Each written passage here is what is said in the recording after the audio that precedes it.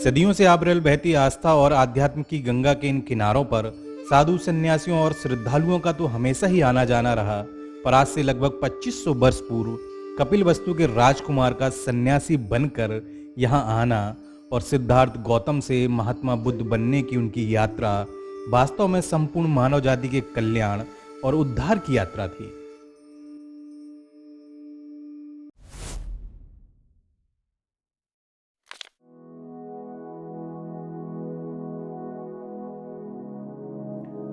भारत की आत्मा के महान प्रतापी योगी महात्मा बुद्ध ने स्वयं का योग परमात्मा से कर उस परम ज्ञान की प्राप्ति की जिससे आज बौद्ध धर्म के सभी अनुयायी जीवन की प्रेरणा पाते हैं। मगर क्या आप जानते हैं, हिमालय की तराई से गंगा के मैदानों तक की यह सफलता पूर्वक यात्रा कठोर तपस्या और संयम का परिणाम थी।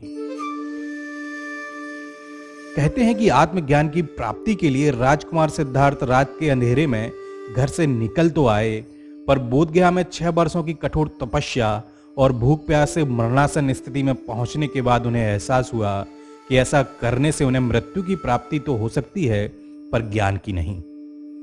वैशाख पूर्णिमा का दिन था जब वह पीपल के वृक्ष के नीचे चिंतन के लिए बैठे थे। तभी सुजाता नाम की स्त्री ने अपनी पुत्र प्राप्ति की मनोकामना पूर्ण होने पर बड़े आदर से सिद्धार्थ को खीर भेंट की और कहा, जैसे मेरी मनोकामना पूरी हुई वैसे ही आपकी हो। कहते हैं सुजाता के हाथ की खीर से बरसों के उपवास को तोड़ने के बाद रात के समय ध्यान लगाने पर सिद्धार्थ की साधना पूरी हुई। आत्मज्ञान या बोध की प्राप्ति होने पर सिद्धार्थ महात्मा बुद्ध कहलाए। जिस पीपल के नीचे उन्हें ज्ञान की प्राप्ति हुई वह बोधि वृक्ष, और यह स्थान प्रसिद्ध हिंदू तीर्थ गया जी के नजदीक होने के कारण बोध गया कहलाया जाने लगा।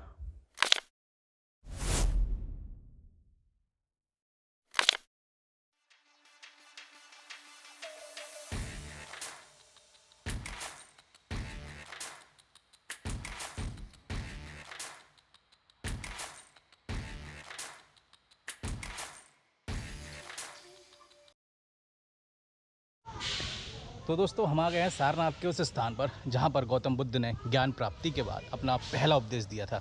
आप मेरे पीछे देख सकते हैं वो पीपल का वृक्ष, जिसके नीचे बैठकर गौतम बुद्ध ने अपने 5 शिष्यों को ज्ञान प्रदान किया था, जिसे बौद्ध धर्म में धर्म चक्र प्रवर्तन के नाम से जाना जाता है। क्षत्रिय कुल में जन्मे कपिलवस्तु के राजकुमार सिद्धार्थ गौतम ज्ञान प्राप्ति के बाद बोधगया से काशी चले आए, जहां पर सारनाथ में उन्होंने अपने ज्ञान का पहला उपदेश उन 5 ब्राह्मणों को दिया जो आत्मज्ञान की खोज में प्रारंभ से ही उनके साथ थे। मगर वर्षों की कठिन तपस्या व उपवास के बावजूद ज्ञान की प्राप्ति न होने पर सिद्धार्थ को एहसास हुआ कि चरम तप का मार्ग निर्वाण प्राप्ति के लिए अनिवार्य नहीं है। तब मानवीय संवेदनाओं के अनुरूप मानवीय आहार ग्रहण करने की इच्छा उत्पन्न होने पर उन्होंने सुजाता के द्वारा प्रस्तुत की गई खीर से अपना उपवास तोड़ दिया, जिससे रुष्ट होकर 5 तपस्वी उन्हें छोड़कर सारनाथ आ गए। और गौतम बुद्ध के काशी या सारनाथ आने की बजाय ये 5 और तपस्वी थे, क्योंकि ज्ञान प्राप्ति के बाद सिद्धार्थ चाहते थे कि वे अपने आत्मज्ञान की जानकारी सबसे पहले अपने प्रारंभिक मित्रों को दें।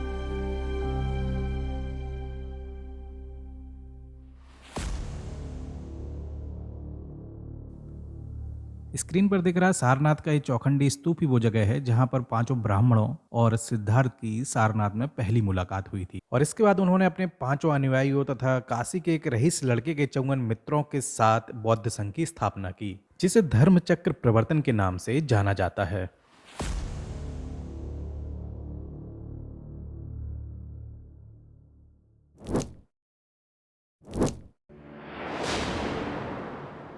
बौद्ध धर्म की स्थापना के बाद उसका प्रचार प्रसार तो महात्मा बुद्ध के समय से ही प्रारंभ हो गया था, मगर सही मायने में धर्म का विस्तार तो उनके महापरिनिर्वाण के 300 वर्षों के बाद मौर्य वंश के महान सम्राट अशोक के शासनकाल में हुआ। और ये वो समय था जब महज 6 लोगों से प्रारंभ हुआ बौद्ध धर्म देखते देखते गंगा के मैदानों से निकलकर सिल्क रूट होते हुए चीन, जापान या कहें पूरे एशिया में फैल गया। सम्राट अशोक ने जितनी शिद्दत से अपने साम्राज्य का विस्तार किया, कलिंग युद्ध के बाद अपनी पूरी शक्ति बौद्ध धर्म के प्रचार में लगा दी, जिसके तहत न केवल धर्म प्रचारक पूरी दुनिया में भेजे गए, बल्कि जगह जगह बौद्ध मठों और स्तूपों का निर्माण किया गया। ऐसा माना जाता है कि सम्राट अशोक ने लगभग 84,000 स्तूपों का निर्माण कराया था। गौतम बुद्ध की धर्मस्थली होने के कारण सारनाथ बौद्ध धर्म के अनुयायियों के लिए किसी तीर्थ से कम नहीं, और इसी वजह से सारनाथ का धमेक स्तूप दुनिया के सभी स्तूपों में सबसे बड़ा है।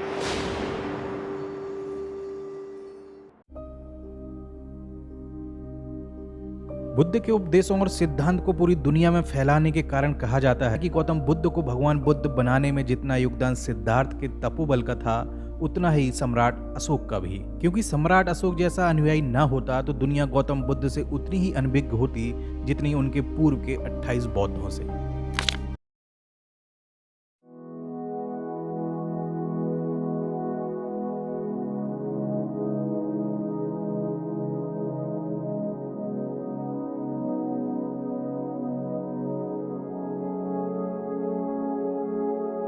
भीषण गर्मी में सारनाथ के खंडरों में घूमने के दौरान हमें जो दृश्य देखने को मिला, वो हमारी समझ से तो परे था। मगर थोड़ा जानकारी लेने के बाद हमें पता चलता है कि ये वो लोग हैं जो गौतम बुद्ध की धर्मस्थली में, या कहें इस तीर्थ क्षेत्र में, धर्म की दीक्षा लेने के लिए उपस्थित हुए हैं।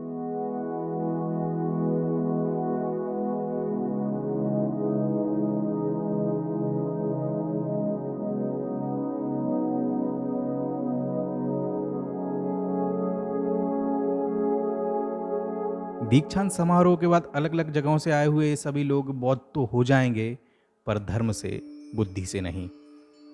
क्योंकि कहते हैं ज्ञान की प्राप्ति किसी स्थान विशेष पर ध्यान लगाने से संभव नहीं। अगर ऐसा हो पाता तो बोध गया के बोधि वृक्ष के नीचे भगवान बुद्ध के बाद पिछले 2500 वर्षों में लाखों करोड़ों लोगों ने ध्यान लगाया, पर ज्ञान तो सिर्फ सिद्धार्थ को मिला। और ऐसा सिर्फ इसीलिए संभव हुआ क्योंकि उन्हें पता था कि मोक्ष की प्राप्ति तो सांसारिक विकारों जैसे काम, क्रोध, माया, लोभ, मद, मोह को त्यागने पर ही संभव है। और भगवान बुद्ध की शिक्षाओं से ये बातें आज हम सभी को पता हैं, पर इन विकारों से मुक्ति चाहता कौन है?